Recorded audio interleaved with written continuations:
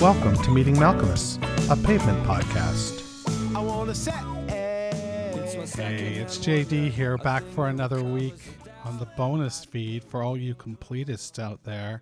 Here on the bonus feed, we weekly take a look at B-sides and content we don't get to on the main feed. It costs $3 a month, and so I want to thank you for giving me that $3 a month. For you, it's a cup of coffee, but for me, it's a cup of coffee from you. So there's that. All right. This week, I've got a couple things I want to address before we get into the main topic, the topic du jour. I sat down with Steve West, and I'm going to play that interview interspersed with a couple tracks from his new band, Unmastered Masters.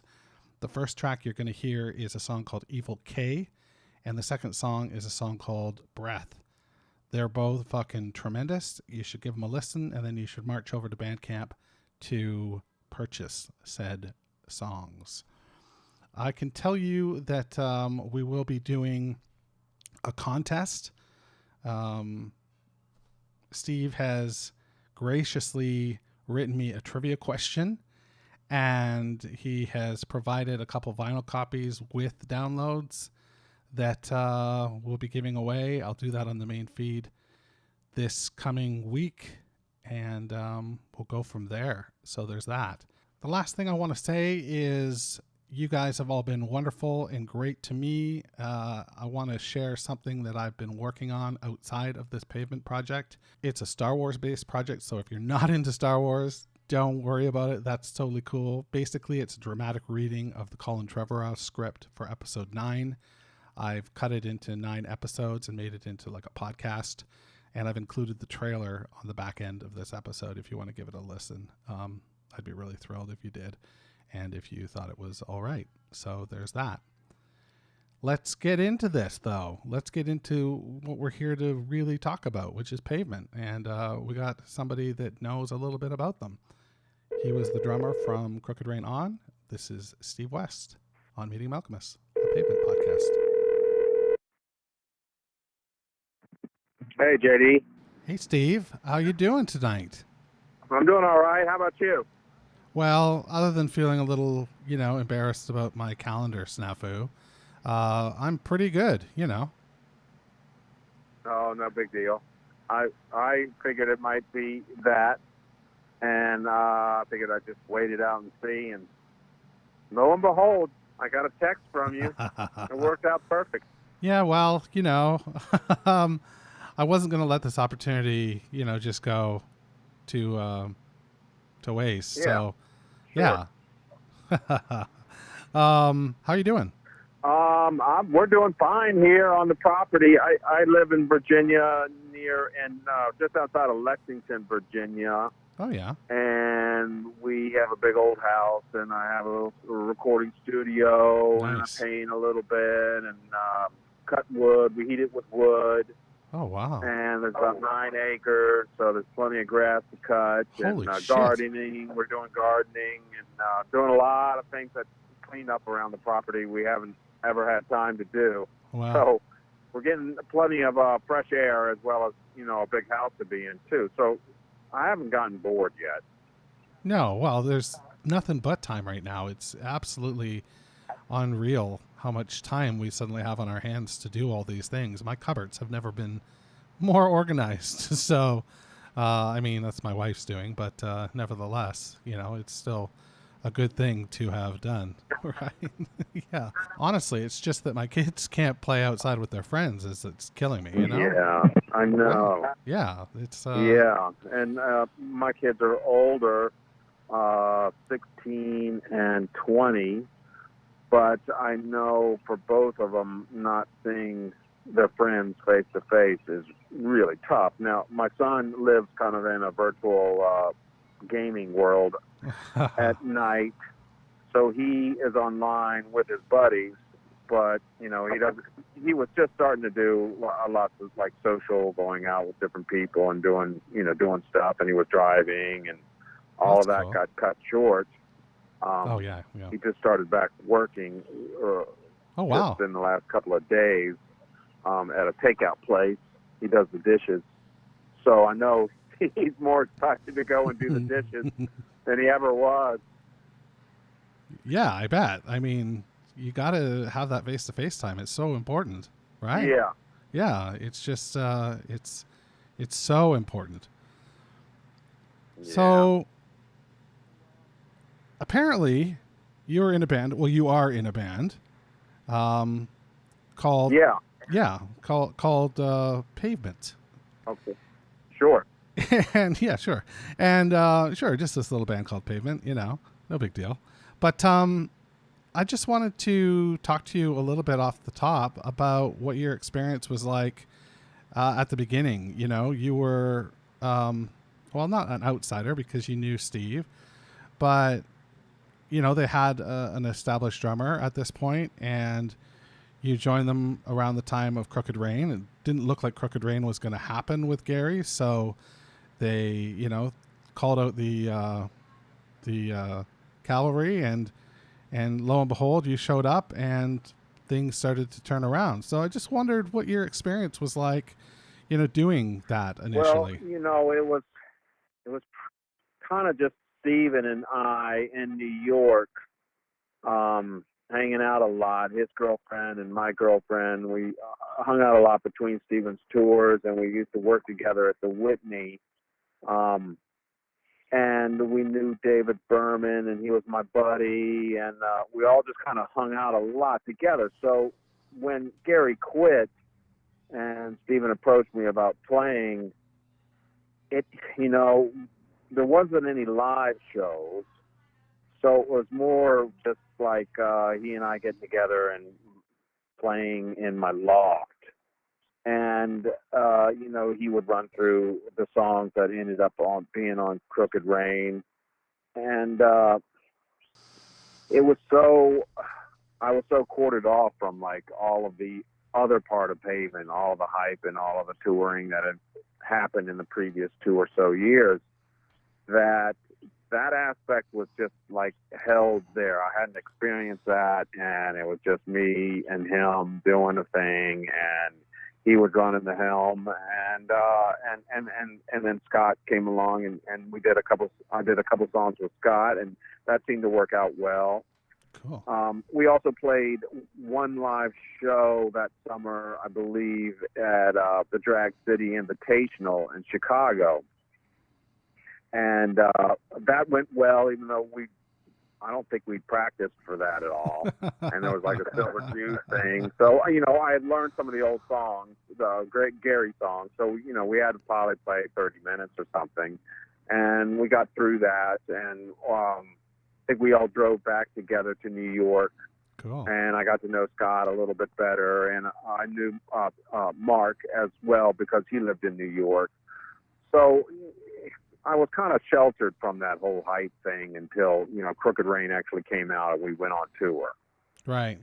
Okay. Yeah. So it made it easy for me. Yeah. Well, I mean, easier, I suppose. So when you and Steve were in New York cooking up the songs, how much did you end up bringing to the table in terms of what was, already fleshed out, or, No, I think he had it pretty worked out because he had played a lot of the songs with the band or with Gary, and they were trying to make Gary's studio, and roughly, they could have gone on a little shorter, a little longer, or maybe he added something. I don't really know, but I think he had the songs, at least the majority of them, written in his mind, and he would just play them with whoever, either Gary or I, and then they worked out to be whatever they would be in the different recordings. Right. So it wasn't like a big flip. Yeah, it turned out all right. I mean, you always want to think, I could have done this better, I could have done that better. But, it is what it is, and that's kind of how Pavement worked. It was just like, let's go record these songs, and we'll take the best ones and put it together and not overthink it too much. Yeah, that's fair. But, I mean, you realize you just said, like, Crooked Rain, which is widely hailed as a masterpiece, was it was all right. We did our best, and I changed some things.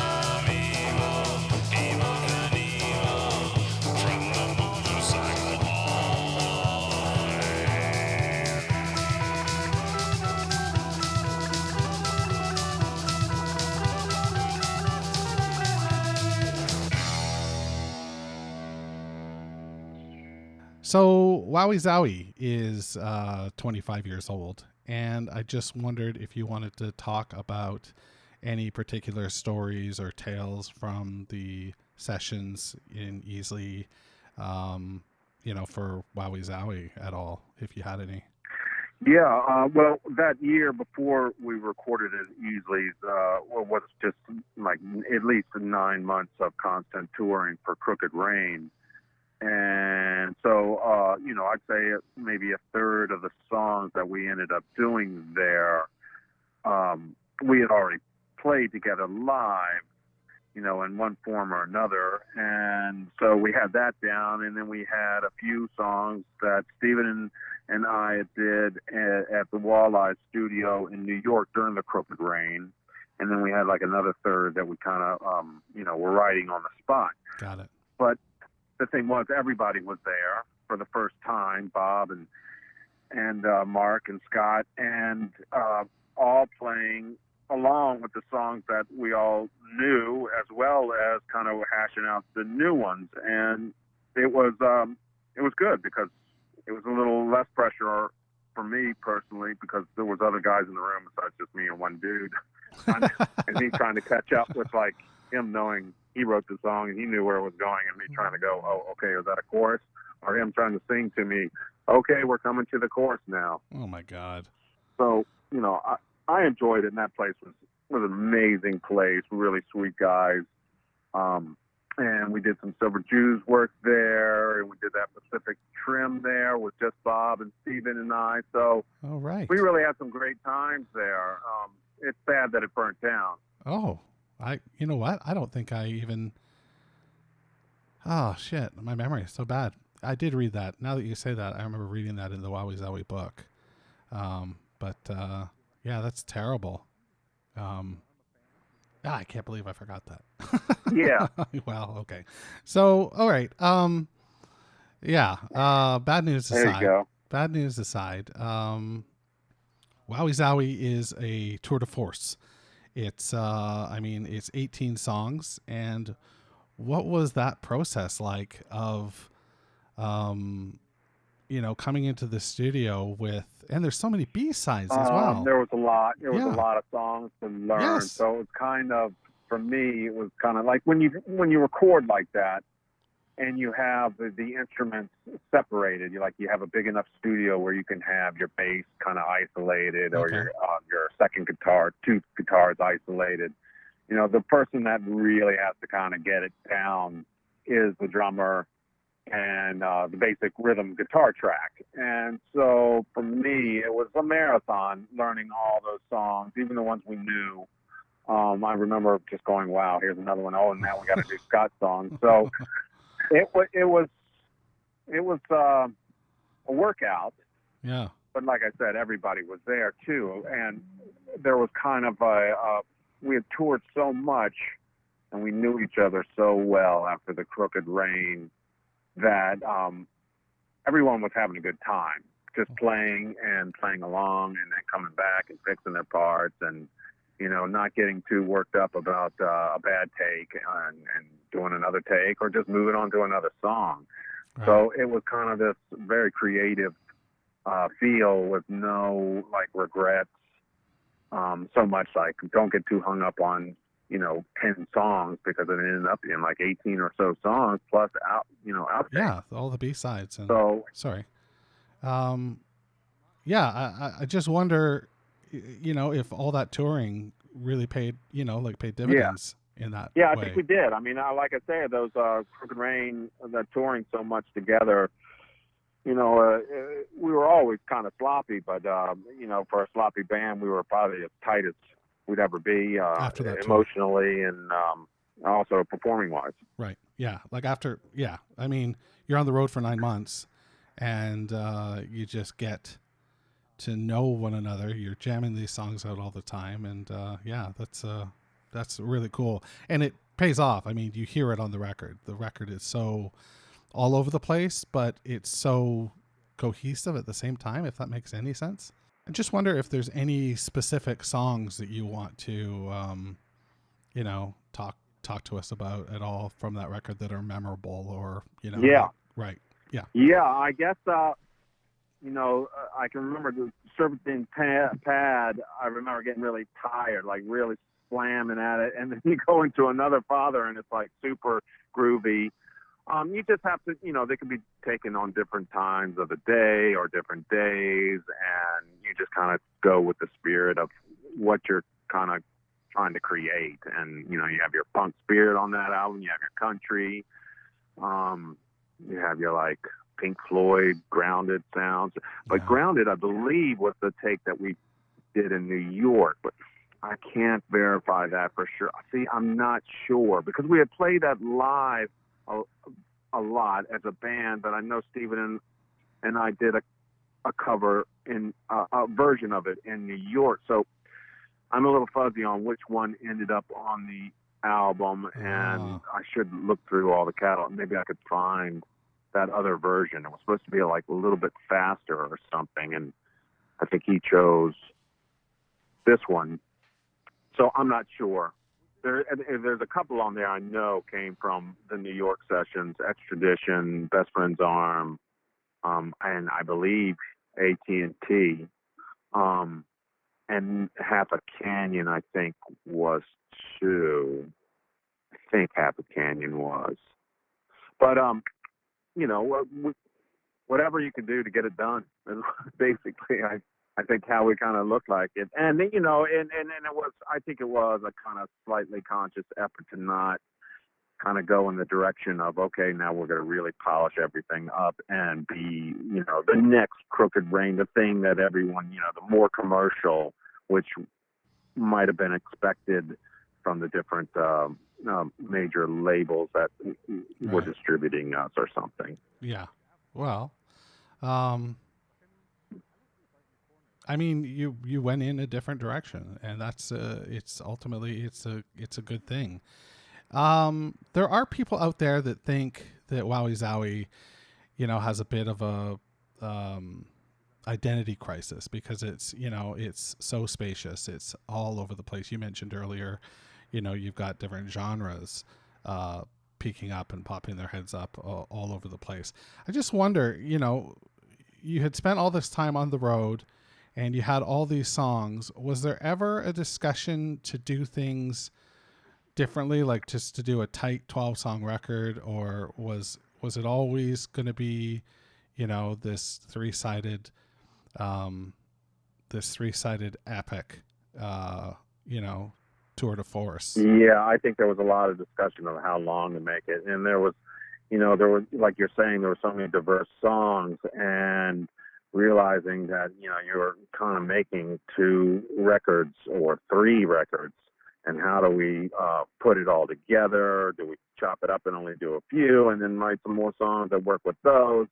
And I think in the end, and it wasn't my decision at all. I think Stephen and Scott were just like, let's put all these 18 on and go for it, and have it be kind of disjointed, but it goes into its own little grooves. Every little section has like a different month or a different season.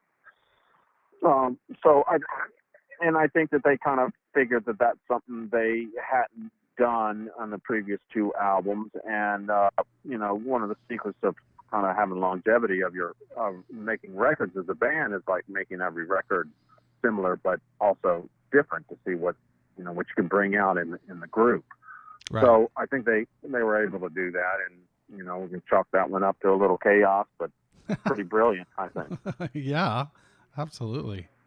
I mean, here we are 25 years later, still talking about this record in a really, kind of fun way, right?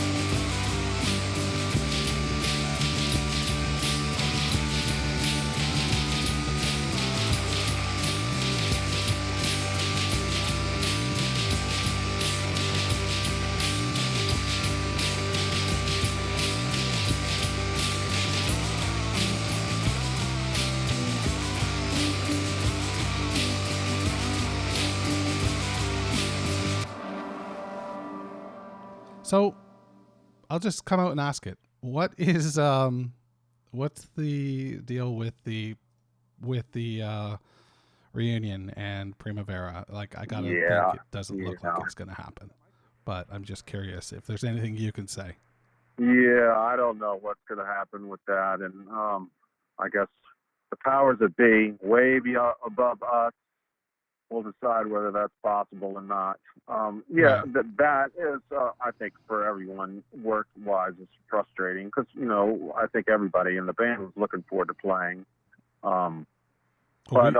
We were too. Hopefully, it'll happen at a later date, and we'll get to play those shows and have the same experience just a little bit later. Get to practice a little bit more. I know everybody's out there practicing in the band, getting ready. Oh, that's cool. They have an extra 12 months or however long to be spot on. It's going to be the tightest version of Pavement anybody's ever heard. That'd be far out. So, okay, so I've opened Pandora's box. So what about beyond Primavera? What about a further reunion? No, I don't know. You know, we were always a band that just kind of took everything as it comes, and I mean, I can't tell you if we're going to be playing Primavera this fall or next year or whatever, because you really don't know. And right. Yeah. Well, you know, it's funny that Spiral said to me early on, one of my first conversations with him, is he said that, you know, it used to be that you'd get a phone call from Steven every 6 or 7 months, like, let's do this, guys. And, you know, the phone calls just started getting further and further apart. Yeah. I just always thought that was funny. I know. And it's nice that he's had another phone call. And then, unfortunately, this world situation, coronavirus, has kind of put that at a delay. But, hey, there's much worse things that can happen. And I feel very fortunate. And I think hopefully everybody in the band will come out of it healthy, and we'll be able to do something together in the future. That would be amazing. That's all anybody wants to hear is, you know, Pavement in the future, right? That's sort of our dream since '99. And, you know, we've got it. So that's really cool. So I got a question from somebody on social, and they were asking about Marble Valley, if there's any more that we'll get from that I don't know about the Valley. I kind of started another band with a friend of mine who used to be the bass player in Baroness, a very heavier rock band. I don't know if you've heard of them, but and we've made a record, and we played a couple shows, and got a couple local guys here that are playing with us as a full band. So I'm hoping to release something again. We've got one thing on a band camp. It's called the band is called Unmastered Masters. Oh, cool. Yeah, and it's heavier, but it's fun at the same time. And for Marble Valley, I'd love to go and do some shows with them, and who knows, maybe record with them again. They're all in Europe, and it's hard for us to get together. And yeah, I didn't really know that. I guess, you know, I guess Marble Valley is more of like a collective than a band in that way. Then, like, you connect and then you write, and, you know, sort of in that way. Is that fair to say? That's kind of what we would do. I'd meet over in England and Hull, and we'd rehearse for a week, and then go and do a handful of shows. And most of the guys were English, and then there was the Dutch. Our sound man, Remco, was in the band, and he kind of played a little bit of everything. So I miss those guys, and we haven't been able to get together for a while, but you never know. Maybe in a year or so we'll be able to do something again if I start traveling around. But in the meantime, they're fun. But in the meantime, we've got Unmastered Masters to give a spin to. Yeah, check out the Unmastered Masters. I got a couple songs up there from the album. I just made it on a vinyl, and there's only like 150 copies. But I'm working on another one, and we have 2 other members of the band now. We play live, so it's becoming a real full group.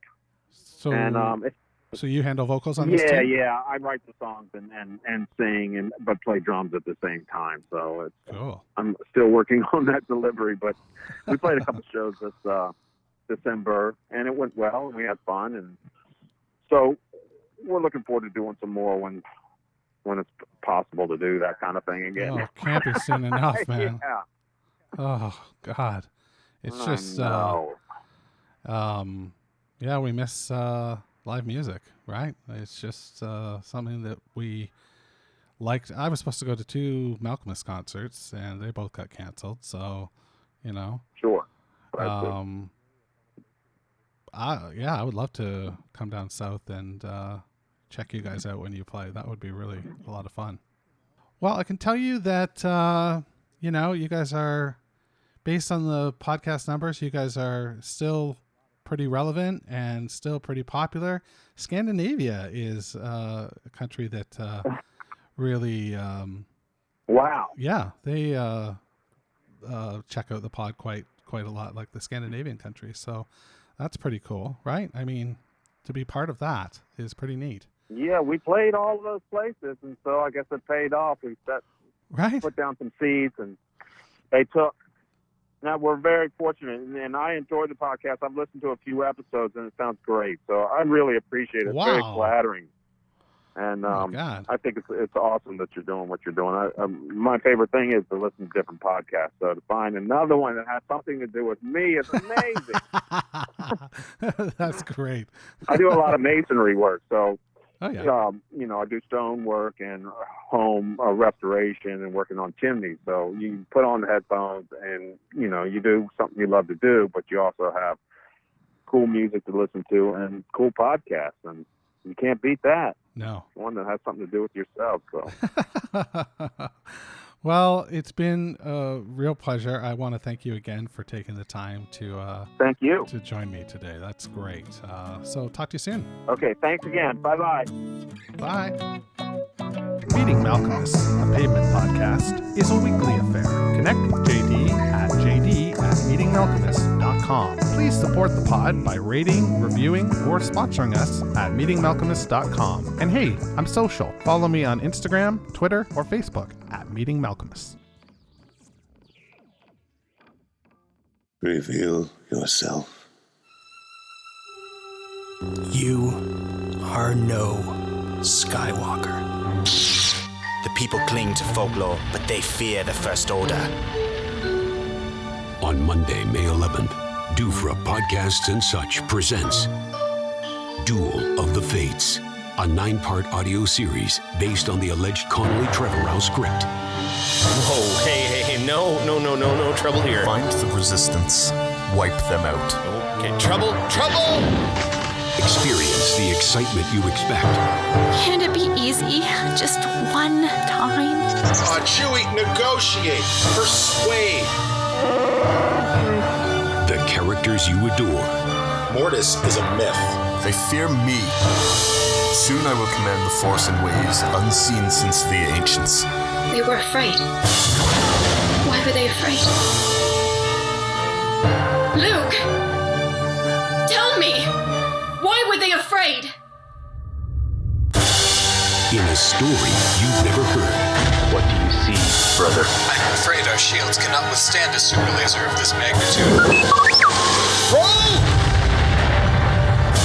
I have to bring an end to all this. Duel of the Fates.